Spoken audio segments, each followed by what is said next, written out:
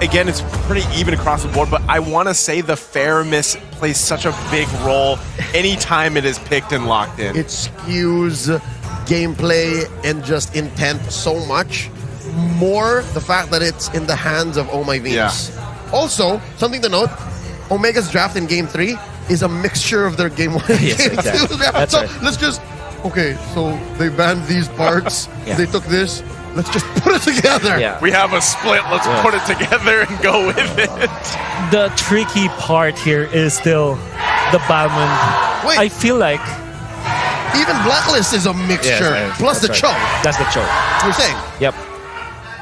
What really, you know, the one thing that really interests me is how are they going to alleviate that Faramis problem that they have?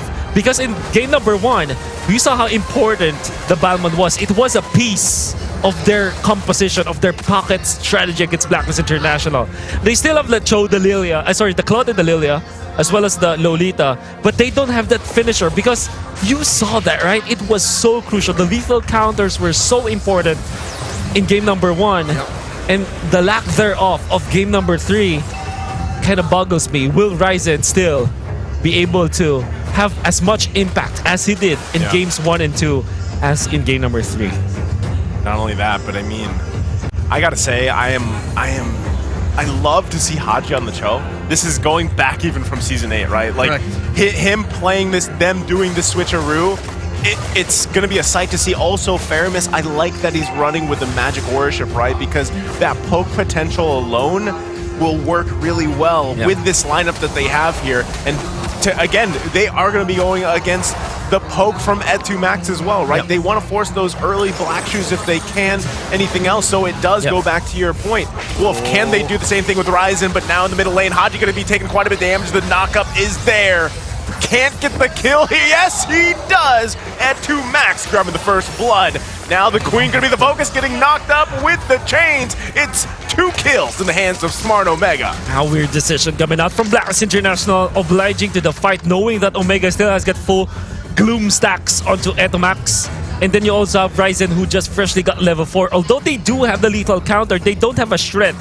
This Oh My Venus Faramis is item dependent. It is a position for a mid lane Faramis. So compared to game number 1, this will have more shields given because more attack power, but even stronger wave clear if it comes to that. But early on, you can see Omega does have the advantage. Oh, Haji can't even get that level 4. He did by the time he died, but now the turtle going to be worked on. Lethal counter comes out. It is going to be secured at 2 max with the reset with the black shoes. Wise has to get out of dodge here. Edward, look at the bob, the move, the groove. Quite low. Chaknu's still alive, but Edward grabbing a kill now. They're turning it around the best they can. They also secured the turtle, but still, Smart Omega in good position here, especially at 2 max. Ryzen dying in there is not the best for Omega, especially after losing the turtle. But they do give so much gold to Etomax as well as Renzio. I wonder how they feel about that. Look at Ryzen, already 4 out of 4 kill the participation. Dying once. So also 100% kill participation for Blacklist. Exactly. Which is great. Again, it's what you do when you're a jungle Julian. You have to be in the thick of things, Yes. and you have to have a really tough constitution, for the lack of a better term, because you have to always be on. There are junglers wherein when your ult is down, you know you can't pick fights. But if you're a Julian, you have no ult. You're always juggling. You're always thinking like, what can I do? What else can I do? And to do that for about 15-20 minutes, it's easier said than done. Especially in a game 3 of this caliber. Back-to-back games, in fact. It's the second game. We saw that game number 1 has able to have impact on almost all parts of the game, particularly in the latter portions where his uptime, courtesy of all the cooldown reductions, as well as the fact that his skills are all spammable. You saw how well he played in the previous game, and I'm excited to see more because this time it seems like Omega are gonna be upping up the tempo. They play Lilia and Lolita once again with the Julian. There's so much fighting potential for Omega. And they have to, because again, at some point, Omega's gonna expire. Blacklist is gonna hit their power spike, and the Queen is gonna start hurting again. Omega knows how much it stings to get a Ghostbusters in the face. Yeah. OM is actually leading by a lot. Yeah, he's full level ahead of Kelra. Yeah, I was gonna say that's very apparent here. There was a lot of focus. Haji's sitting in the bottom side too, so now the turtle gonna be juggled around by both teams. Wise prepping that lethal counter combination. Etu Max waiting to pop the black juice as he does. Now they force him off the turtle. Haji can't find the connection he's looking for just yet, so turtle still juggled around. Kelra trying to get back in here. Everyone's just going to be going back and forth for now. Edward even getting the call to come join the fight. As we see Renzio follow up too, they might look for a crash down here. They get the knock up. Colt Alter comes down. Haji with the way of the dragon. They're going to follow up on this one. Turtle still juggling around. Nice stun there. Now Haji going to be the focus. Turtle secured though by Oheb. They could just give a call to retreat for now. And that's what they do as Blacklist International happy with the turtle. The resilience, man. That's an early Ube call. Exactly. It's 5 minutes in. And you see how Omega wanted to counter it. They poked Oh My Venus so much. Even Etomax committing all of his stacks and then popping the black shoes. All of his charges, I mean, of the glooms. Yep.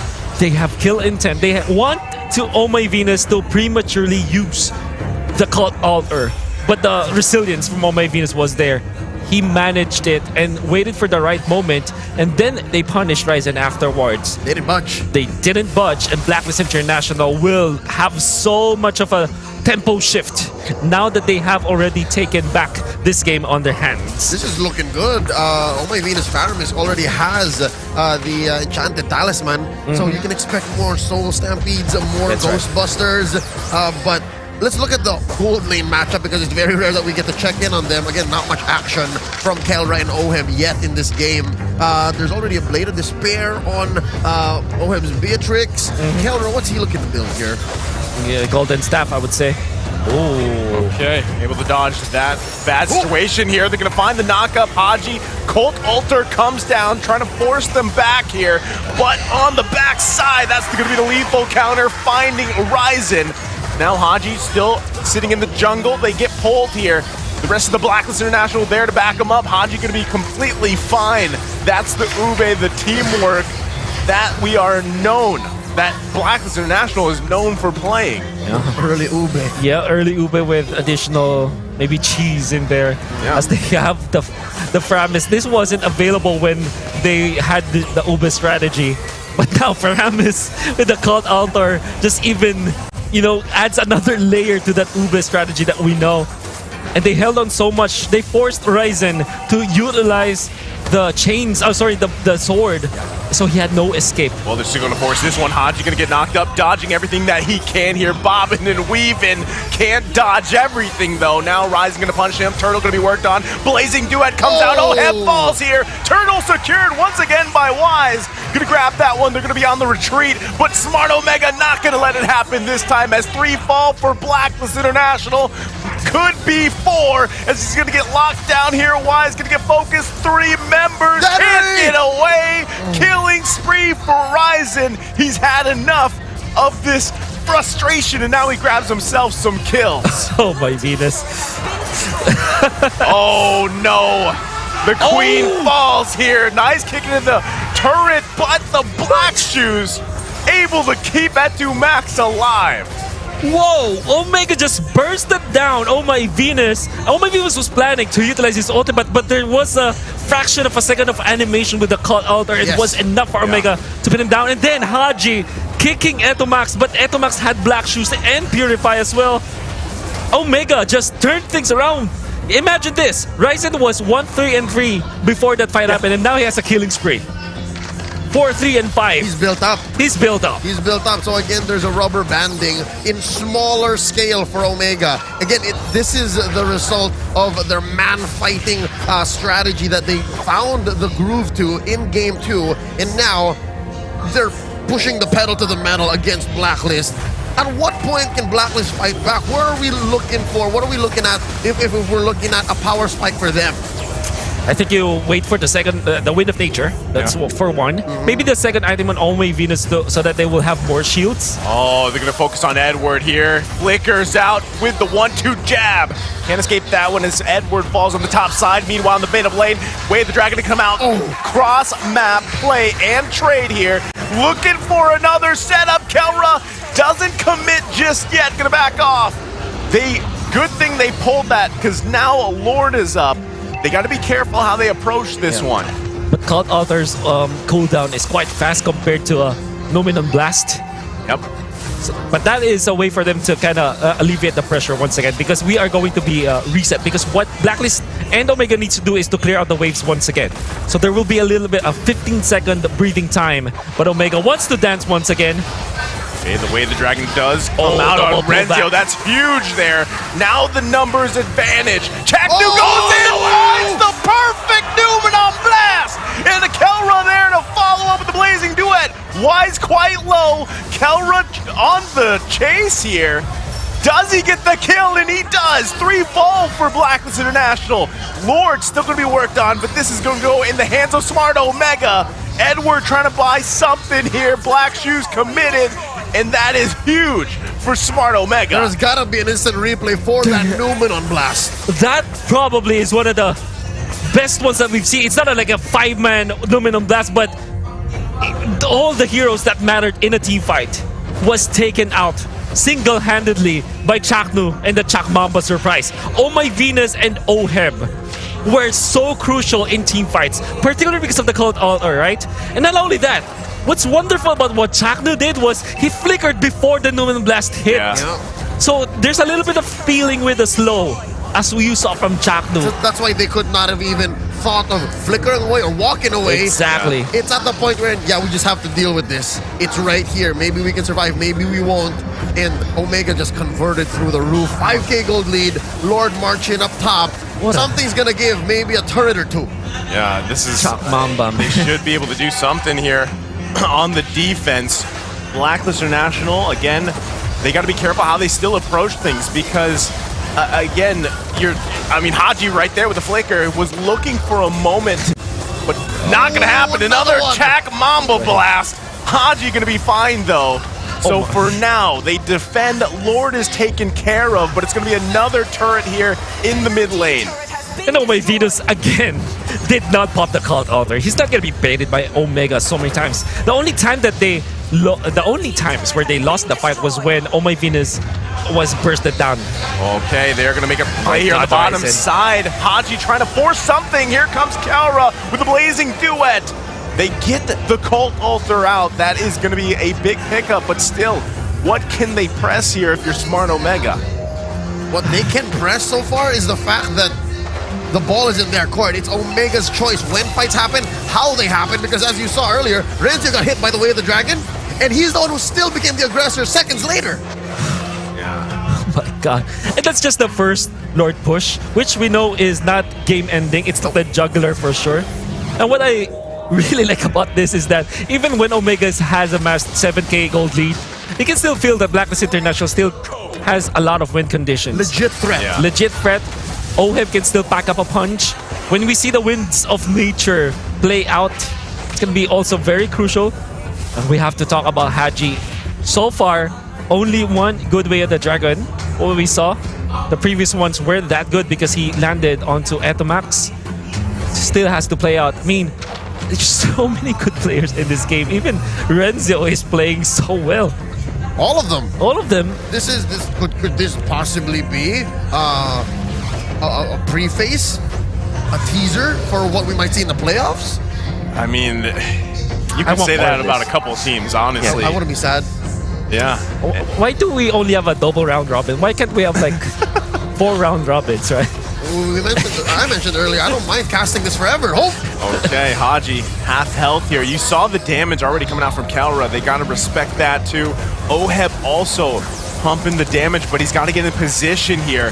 That's going to be the hard part for him. Look at the backside though. Kelra looking for an angle, forcing the conceal play already from Blacklist International. Look at that Lord, less than half health. Haji's gonna get focused, the flicker comes out, they get another crucial resource here, and that's gonna be another Lord going in the favor of Smart Omega. Here's where you're starting to feel the 8K gold lead. Yeah. The fact that just by standing around and not even finding weird angles, Blacklist respects Omega's threat, and that's why it was a clear Lord take. That I agree with. Because if you're looking at Omega, there's so many sources of damage. Blacklist International, it's only just Oheb at this point. Eventually, Oh My Venus will pop up, will pack up a punch. Wise's role in this game is just to use the lethal counter. You see Edward, if the economy was different, if Edward had the gold advantage, he would have gone for the kill for sure. Edward getting chunked pretty low though. So they lose the mid turret in the base. It's going to be taken care of here. But Smart Omega looking to grab all turrets as they grab the top one. Now going to be focusing on the bottom. Can they force something here? Renzio just zoning everybody out the best he can. They hold on to that bottom turret for now. And even you feel that Blacklist International might even be stronger with just one base building to protect. Ghost Bursters in a mid lane Faramis is gonna hurt, so you have to be careful if you're Omega. Yep, with all the units crashing in close proximity. Chaknu comes in with a Numen Blast. The Cold Altar is popped. Kelra not going to commit just yet, waiting for the right moment. Is he going to go in? Goes in now with the Blazing Duet, trying to turn the favor here. Haji has fallen. Chaknu is down 2. It's only a 1-for-1 trade, and Smart Omega backs off for now. In all consideration, that was a great defense by Blacklist. That was a trade that they could have taken all day. Skills thrown out in the right order, and they're still in it. Exactly. They waited for the right moments as well. They punished, and they also made it difficult for Keller to jump in. You see that there's a threat of the knockout strike, which is a knock-up, and then the stomp from the Jeet Kune Do, which is also a knock-up. At the last moment when Kara went in with the Blazing Duet, he was immediately cancelled, almost immediately cancelled with a Jeet Kune Do, which already cancels out one ultimate from Omega. So now you can see the taste of what the team fights are going to happen, which skills are important to take note of. At this point, the Numenon Blast, if it's just used for peeling, it's not as impactful as you would thought it would be. But that's also true with the Cult Altar. If it's forced out way too early, it is just another speed-up spell for Blacklist International. So not only are the usages of the skills important, the timing on where and who they land to is equally important.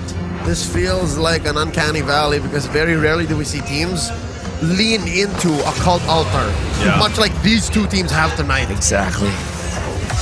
Man, the patience too from Kelra in the previous fight, just trying to wait for that angle, that moment for him to go in.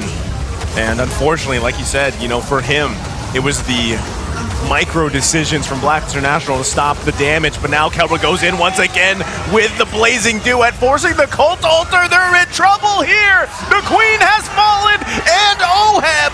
Now it's Haji going to be the focus. Another member is going to go down here. He's buying time the best he can, but Edward going to be the focus now. The Queen back up, but not for long, as Etu Max able to grab the kill. Edward falls. It's only Haji. Ladies and gentlemen, that's going to be it. Smart Omega, the Barangay, gets revenge, and they celebrate as they take the series. The way that Omega executed in their second Lord push and eventual Lord dance and eventual game ender. It was a combination of what they learned in game number 1 and game number 2. You saw their discipline. When they saw Oh My Venus, they didn't oblige to the fight. When Oh My Venus respawned, they respected the early respawn from the passive of the Faramis. And the fight before that, Kelra knows how I am lost for words because what he did was so surprising to me. It was like a battering ram